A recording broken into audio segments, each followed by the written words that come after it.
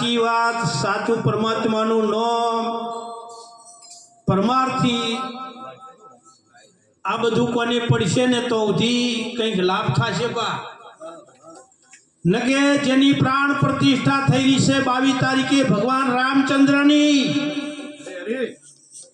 એમને અયોધ્યામાં ગાદીએ બેહવાનું હતું અને મંથરાએ કઈ કઈ ના કોણ ભર્યા હતા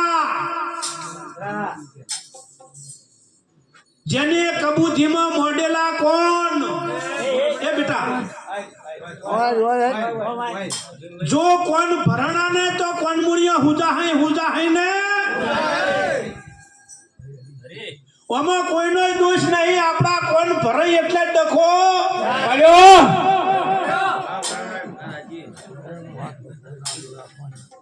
મેલ ઘટાબો પડે તોય કોણ ભરાય તો જ ઘટાબો પડે અને દવા કરાવી પડે તોય કોણમાં રસી ભરાય તો જ કરાવી પડે બા એટલે આવી રીતે કોણ કોઈના બીજી વાતથી ભરતા નહીં ન કે પરમાત્માને દુખી થવાનો વારો આવ્યો તો એક દાડો અને આપણી તો શું સંપા હે જેને કબૂતરીમાં મોડેલા કોણ સંગત હોય એને શું કરે બા દાસીને રોણી ભેળા રહેતા તો જોડ્યા જોડ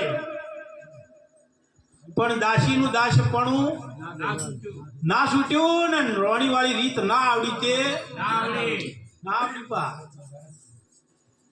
રોજ જોડે રહેતો હોય રોજ ભેળું જમતો હોય રોજ ભેળું ફરતો હોય તો એ કોનુડાને હાથ ના જોડ્યા તે દુનિયાના છેડે હાથ જોડશો પણ જો કોનુડાને આપણા કોનુડાને ના જોડ્યા તો પેલાને ખબર છે ઘરનાને જ ગોઠતી નહીં આ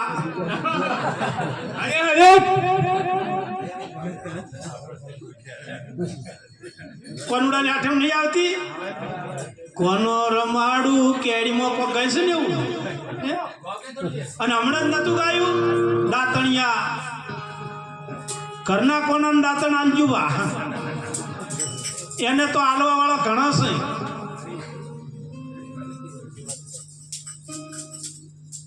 ભવ સાગરના કોઠે આયેલું નામ વાણી ગાવીને જો રાગમાં આવે ને તો બધું તણાઈ જાય 84 લાખ યોની ફરતા ફરતા વાત ઉપર ધ્યાન આપજો બા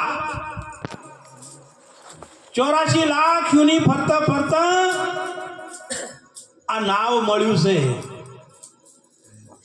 આ 84 લાખ યોનીમાંથી જ આ નાવ મળ્યું છે કેવી રીતે આવ્યું છે ઓમાં હીરા ઘસ્યા હશે ને તો જે હીરા ઘસતા હશે એમ ખબર છે કે કાચી રફમાલ જે આવે કાચી રફ ચોથી આવે કોઈને કોઈ ખોણીમાંથી જ આવે ને કાચી રફ ચોથી આવે કોઈ પણ દેશના ખોણીમાંથી આવે અને કાચી રફ હોય ને એને પછી તોડવા વાળાને જેને પ્રેક્ટિસ હોય ને એ તોડે કારણ કે એમાં જીરમ હોય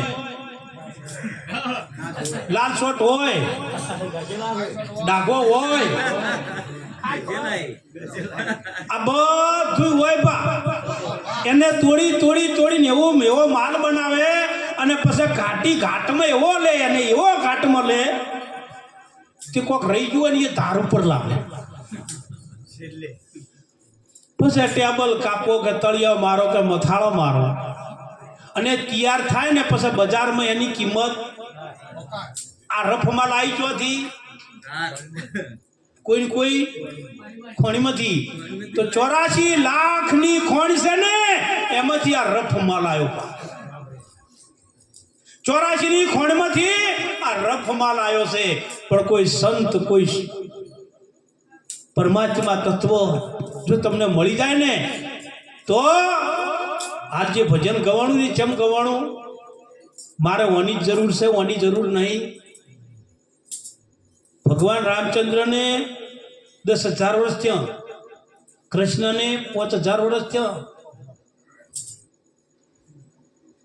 એના ફોટા આપણા ઘરમાં છે કે નહીં આપણે ત્રીજી પેઢીના ડોહાનો ફોટો છે કારણ કે કોઈનું સારું કર્યું જ નહીં ચોથ હોય. કાઠું લાગે તો માફ કરજો, ને માફ ના કરો તો ફેર ના બોલાવતા. ત્રીજી પેઢીનો ફોટો નહીં, કારણ કે આપણે આપણા માટે જ કર્યું, બીજાના માટે ના કર્યું.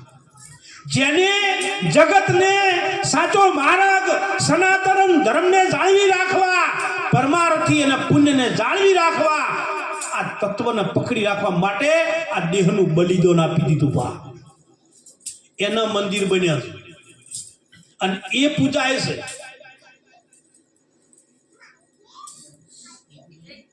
આ તો કોઈ કશું જાણતું ના હોય કે મને જો તમે ઓળખતા જ નહીં, એટલે તારે પેલો અમે જ્યાં વેપારી એવું ઘરણીને કોઈ કહેતો હતો, કોઈને હાલતો બાલતો છે ને કે મને 84 લાખ યુની ફરતા ફરતા મનુષ્યનો અવતાર કે એક વખત મળે છે એમ વાત થાય છે. અને સંતોને શાસ્ત્રો ખોટું નથી બોલતા, કારણ કે આ ખોડિયું મળ્યું ને માનવી તો થયા, પણ જો સંતના શરણે જઈ અને તમે તમને જોડ્યા ને તો એટલેથી એક જ વખત માણસ બને ને, એને જન્મ મરણ પછી આવતું નથી. આ જન્મ મરણના ચક્કરમાંથી તમે નીકળી દો. બા એક સુરદાસ મોટો જમણવાર હતો વાડીમાં, અને સુરદાસ જમવા જ્યાં કોઈ લઈ ગયું છે, હારી સુરદાસ જમી રહ્યા, પેલો લઈને આવ્યો તો એ તો નીકળી ગયો. હવે સુરદાસ જેડો લઈને હળવે કોરી મોરી વંડો હતો ને એક જ ગેટ હતો વાડીને, બહુ મોટી વાડી હતી. સુરદાસને કોઈ કીધું કે વંડે વંડે હેડ્યા તો ગેટ આવે એટલે બહાર. સુરદાસ દંડો અડાડતા અડાડતા અડાડતા અડાડતા હેડ્યા, 10 મિનિટ જેવું થઈ ગયું અને બરોબર દરવાજો આવ્યો અને સુરદાસને ખા જાય. જો ઉભા રહીને ખણી તો પણ હેડી જાન ખણી ગયા, દરવાજો આવું થાય. આ દરવાજો જો નીકળી ગયો ને તો ચો જઈને ફેર પડશે એનું નક્કી થાય. એટલે સદગુરુના શરણું સ્વીકારી અને હું કોણ છું. ઘણે એમ થાય જન્મ મરણમાંથી કેવી રીતે નીકળાય, તો જન્મ મરણ હકીકતમાં સહેજ નહીં ઊભું કર્યું છે. બા તમે બધા ચેલી ગળા બેસશો ભજનમાં? આપણે બધા ચેલી ગળા બેસ્યા હોય 12 વાગે પછી ચો દાહો જવું પડશે ને. એમ કેમથી આયા છો, એમ કેમથી બેઠા છો, એમ કેમથી મોજ કરો છો, સમય આવશે એટલે હો હું ના ઘેર. એમ આ ખોડિયામાં, આ ખોડિયું આપણે નહીં, ખોડિયામાં એમ કેમથી આયા છો અને મોજ કરો છો, અને એક દાડો અસલ ઘેર જવું પડશે. પણ જો અસલ ઘરનું એડ્રેસ નહીં હોય તો તમે અહીંથી અમદાવાદ જ્યાં કોઈ સંબંધીના અહીંયા એડ્રેસ ઘેર લખેલું જ છે, ડાયરી લેવી ભૂલી ગયા અને રેલવે સ્ટેશને ઉતરો, પાછું આપવું પડે. શું કરો? તો એડ્રેસ નહીં હોય તો આ 84ની ખોણીમાં પાછા આવશો ને. પણ અમદાવાદનું જંકશન સ્ટેશન કહેવાય. રેલવે સ્ટેશન એટલે જંકશન સ્ટેશન છે. અહીંયાથી દિલ્હીની ટિકિટે મળે, અહીંયાથી મારવાડની મળે, અહીંયાથી મુંબઈની મળે. એટલે જો જંકશન સ્ટેશન હોય ને અહીંયાથી ટિકિટ ફડાવજો, પા લોકલમાં ના પડતા. ફેર પાછી ઉતરીને ટ્રેન બદલાવાનો વારો આવશે. એક આવી સભા હતી અને કોઈ સંતે કીધું ભાઈ રામચંદ્ર ભગવાનની જય બોલો, અને જો તમે દિલથી જે બોલશો તો 24 કલાકમાં કાલે આજે રાતના 12 વાગ્યા છે, કાલે રાતના 12 વાગતા તમને મીઠાઈનું ભોજન મળે ને પાકું ભણું મળશે. એક ભાઈ મશ્કરીઓમાં બેઠો હતો કે મહારાજ કહેશે ને કે પાકું ભણું મળશે તો કાલે ભજન તો છે ને ગામમાં મહારાજ તો આબાના. મહારાજને કાલે વાત જે બોલ્યો, જે બોલો તો મળે ને. જે તો નરેશભાઈ બોલ્યો પણ ભજનમાંથી સીધો નીકળ્યો ને ઠીક શેમાડે જતો રહ્યો. મોટો પેપડો પેપડા ઉપર સડી કાલ 12 વાગે સુધી ઉતરવું નહીં. ચિયો આવરાવે ખબર એ મહારાજને કહી દઉં કે કાલનો ભૂજો છું છો જ્યાં તમારા રોગ. હા અમે તો આવાય હોય ભાઈ 12 વાગે સડી ગયો કે કાલ રાતે 12 વાગે ચાલુ ભજનમાં જ આવશે. આ ભાઈ 12 વાગે જઈને સડ્યા અને ગામમાં સરપંચને છોકરો મોદો જેટલીએ દવા કરાય પણ મટે જેટલીએ ઉજળી નખાય પણ મટે. પછી વહીને ભુવાન બોલાવીને ટાળો કર્યો. રાતના 1 વાગે ટાળો કર્યો. ભુવો કે મોતીચૂરના લાડવા લાવો, 2 કિલો પેડા લાવો, આટલું ખમણ લાવો. ગમ મોટું દુકાનમાંથી લાયા. લાઈન 1:30 વાગે હેડ્યા ભાઈ વાળવા. હવે 4 જણા હતા, 100 કિલો વજન હતો.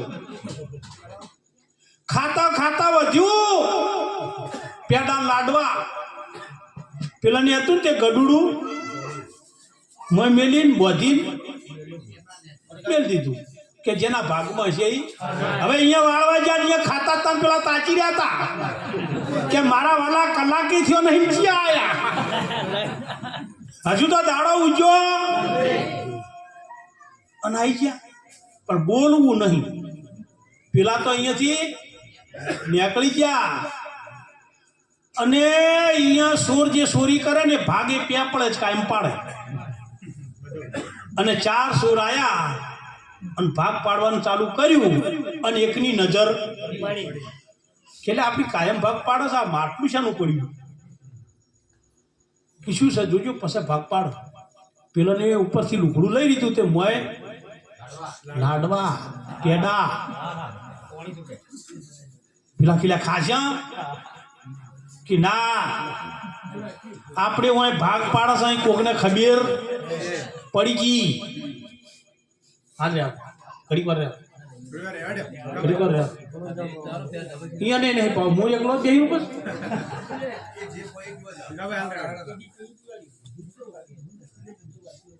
અહીંયા ભાગ પાડતા હતા. સોરાઈ શું નક્કી કર્યું કારણ કે છત્રી લખણો છે કે કાયમ હોય ભાગ પાડે છે. આજ સુધી આવું કોઈ મેલ્યું. પેલો પેલા ભૂગલાજી છે ખાઓ કે ના આ કોકને ખબર પડી ગઈ આપણે ભાગ પાડે છે તે ઝેર છે મોય. આપણે ખાવાનું મરી જાવ ને આ બધું ચિયો કોઈ સે ખરો ચિયો. આ મેલવા વાળો એની કોરી મોરી ગોત્યું તે ના જડ્યા. પેલા ભાઈ ચો હતા અને ઉપર બત્તી મારી તે બેઠા હતા. પેલો કે જો હું નતો કહેતો આપણે લાડવા ખાન જેન સડે ને આ બધું આવ્યો ને કિલ્લા ઉતર કે મારે નહીં ઉતર ને ધોકો વાળું છું કાકા તો રોકડિયા ઉતર્યા.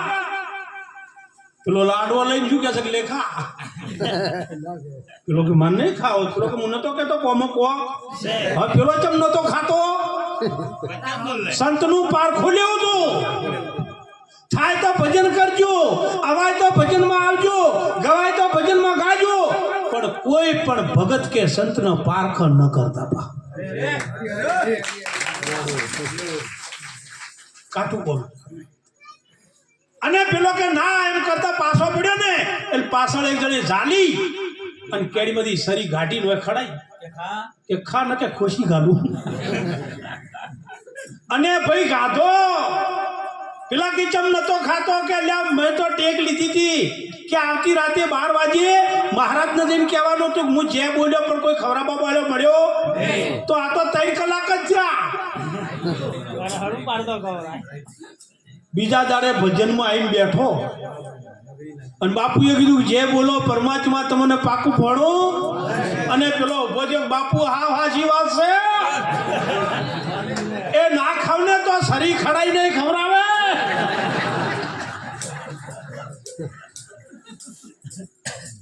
એટલે સંતનો પારખણ કોઈ પણ સંતનો પારખણ ના લેવો બા. આ દેહ એ સંત નહીં, વરણ એ સંત નહીં, નાત એ સંત નહીં. સંતની ભૂમિકા કંઈક અલગ છે.